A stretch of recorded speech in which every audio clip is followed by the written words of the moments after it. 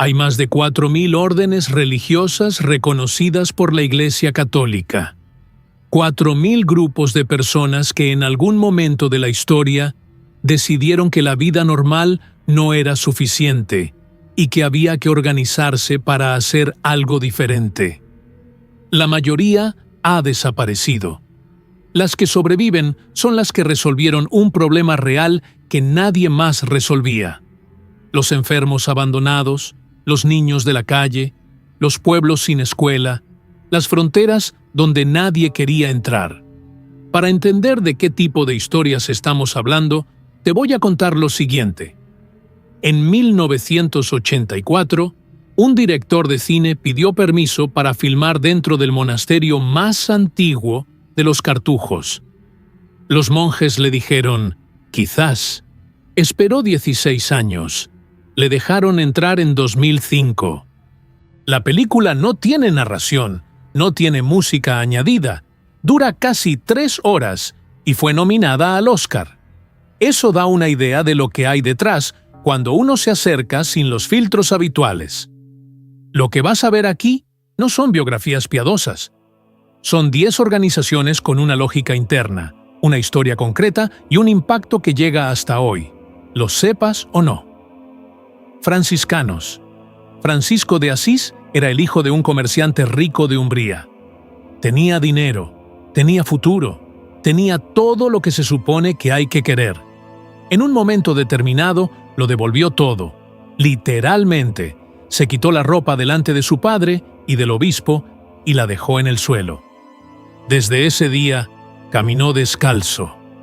Lo que fundó en 1209 no era una institución. Era una propuesta casi imposible de cumplir.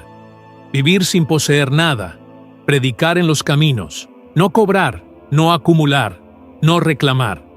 El hábito marrón con el cordón de 3 nudos que todavía llevan hoy representa los 3 votos: pobreza, castidad y obediencia. No es simbolismo decorativo, es el recordatorio diario de que han renunciado a 3 de las cosas que más mueve a los seres humanos: el dinero, el sexo y la autonomía. Francisco fue el primero en la historia documentada de la Iglesia en recibir los estigmas, las heridas de Cristo en manos, pies y costado. Las cargó durante los últimos 2 años de su vida. No las exhibió. Las ocultó todo lo que pudo.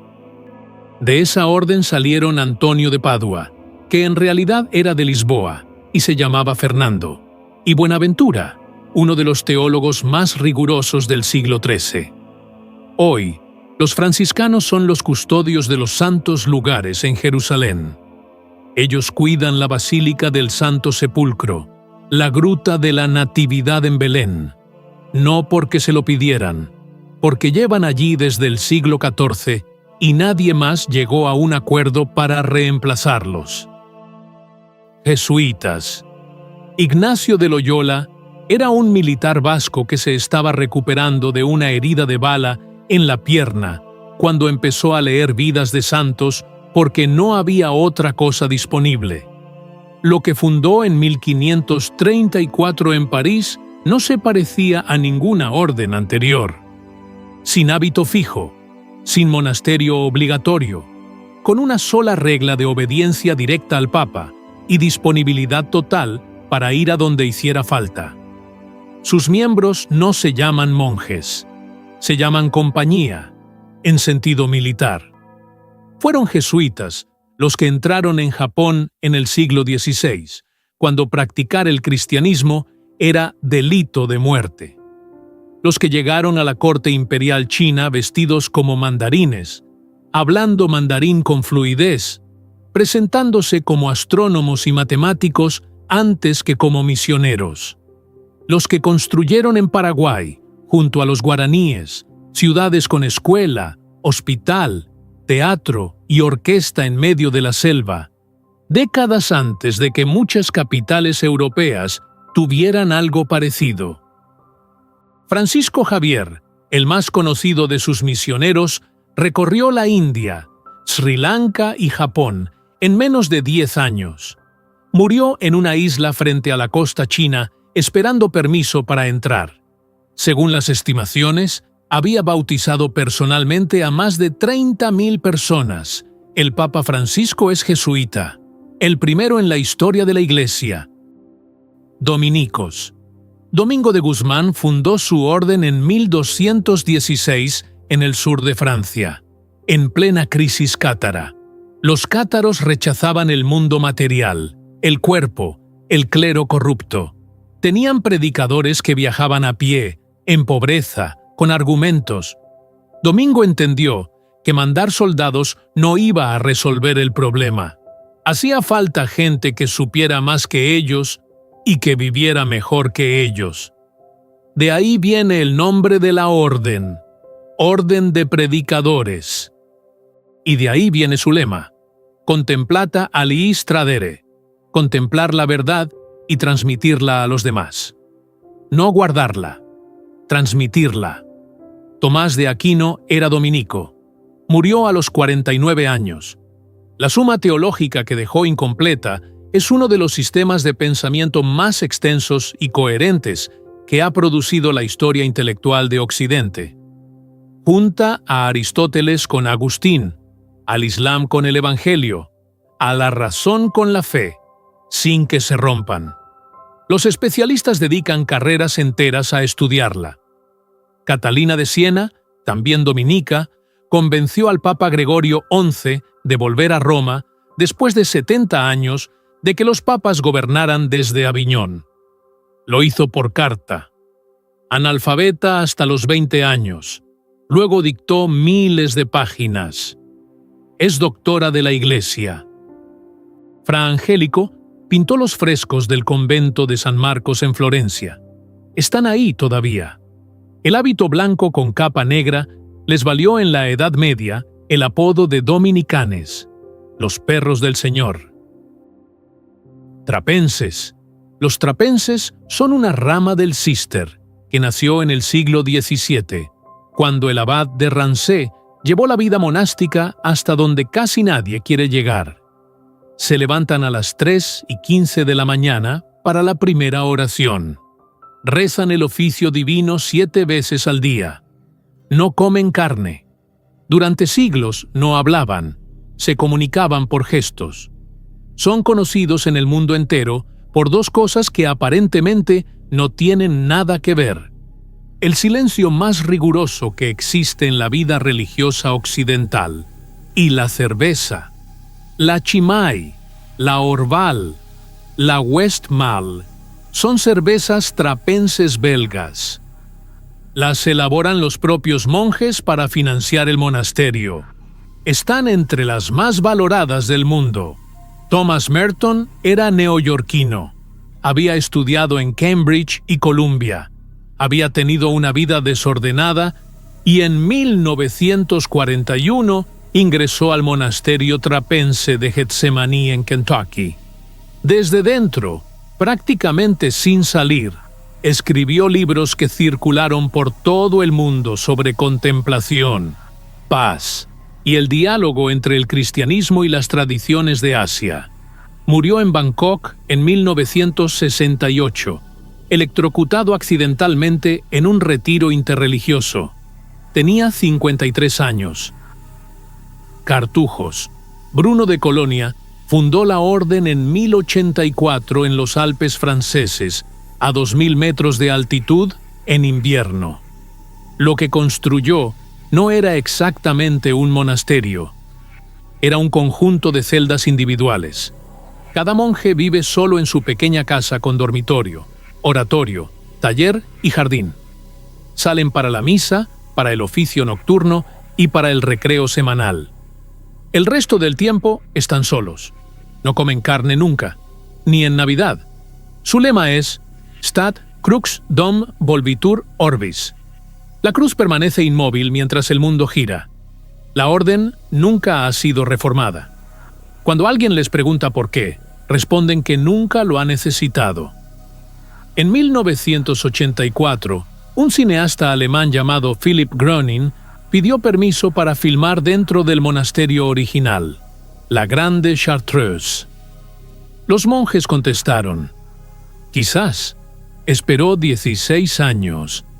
En 2005 rodó Into Great Silence, que fue nominada al Oscar. Dura casi 3 horas y no tiene narración ni música añadida. Salesianos. Juan Bosco llegó a Turín a mediados del siglo XIX y encontró una ciudad industrial con miles de niños en la calle. Huérfanos, hijos de migrantes, chicos que nadie quería y que el sistema penitenciario absorbía con rapidez.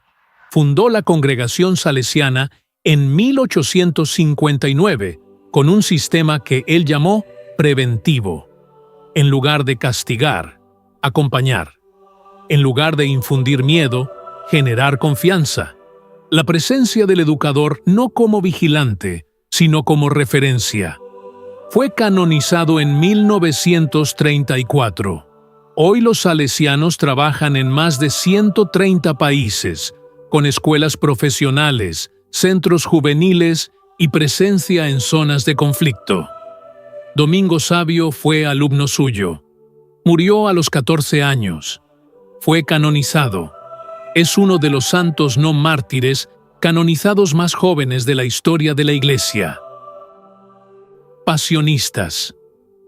Pablo Danney fundó la congregación en 1720 en Italia, con un cuarto voto que no existe en ninguna otra orden: el compromiso explícito de mantener viva en la Iglesia la memoria de la pasión de Cristo, no como devoción secundaria, como centro de todo. Gabriel de la Dolorosa entró en la orden a los 18 años. Murió de tuberculosis a los 24, en 1862. Los que convivieron con él dejaron un dato que los biógrafos repiten porque no tiene fácil explicación. Cuanto más meditaba en el sufrimiento de Cristo, más alegre estaba. No era performance, era algo que los que lo conocían describían como desconcertante. Fue canonizado en 1920. Su santuario en Los Abruzos recibe 2 millones de peregrinos al año. Camilianos. Camilo de Lelis trabajó en un hospital de Roma en el siglo XVI y vio lo que pasaba. Los enfermos eran atendidos por personas a las que no les importaban los enfermos. Eran abandonados, maltratados, robados. Se convirtió, se ordenó sacerdote y fundó en 1582 la Orden de los Ministros de los Enfermos. Llevan una cruz roja grande cosida en el hábito. Esa cruz es el origen directo de la Cruz Roja Internacional. Cuando Henri Dunant fundó la organización en 1863, se basó explícitamente en los camilianos, que llevaban siglos trabajando en campos de batalla con ese símbolo. Para los camilianos, la cama del enfermo es un altar. No es metáfora de uso interno. Es la doctrina que organiza toda su espiritualidad y su práctica. San Camilo es patrono de los enfermos, de los enfermeros y de los hospitales. Espiritanos. La Congregación del Espíritu Santo fue fundada en 1703 en París por un seminarista bretón que murió a los 30 años. Lo que dejó en pie fue reformado y expandido por Francisco Liebermann, un judío alsaciano con epilepsia que había sido rechazado por otras órdenes a causa de su enfermedad. Liebermann reorientó la congregación hacia una misión muy concreta: los más pobres entre los pobres, los esclavizados y sus descendientes. Fueron los espiritanos los que evangelizaron gran parte del África subsahariana, Senegal, Nigeria, Camerún, Guinea, y los que construyeron escuelas y hospitales en regiones donde el Estado nunca había llegado. Paulinos. La Orden de los Paulinos custodia el santuario de Jasna Góra en Częstochowa, Polonia. Allí se venera el icono de la Virgen Negra, que la tradición atribuye a San Lucas y que habría sido pintado sobre una tabla de la mesa de la Sagrada Familia. En 1655, el ejército sueco invadió Polonia y tomó casi todo el territorio. El prior Paulino defendió el monasterio con 160 soldados frente a un ejército de miles. Resistió. Ese hecho desencadenó la reacción polaca y la guerra se revirtió. El rey Juan Casimiro consagró entonces Polonia a la Virgen, proclamándola reina del país. Ese título sigue vigente. Bajo el comunismo, el cardenal Wyszynski y un joven obispo llamado Karol Wojtyła usaban Jasna Góra como símbolo de resistencia frente a la ocupación soviética. En 1979, ya como Juan Pablo II, Wojtyła visitó el santuario ante 1 millón de personas. Los paulinos guardan un icono, y con él, la memoria de un pueblo que decidió que algunas cosas no se rinden. 10 órdenes, 10 problemas distintos que alguien decidió que eran suyos. Francisco se quedó sin ropa delante de su padre. Lieberman fundó una congregación misionera después de que otras órdenes lo rechazaran por su epilepsia. 160 soldados defendieron un monasterio polaco frente a un ejército de miles y ganaron. Ninguna de estas historias empezó bien. Ninguna tenía garantías. Lo único que tienen en común es que alguien decidió seguir de todas formas. Hasta el próximo capítulo.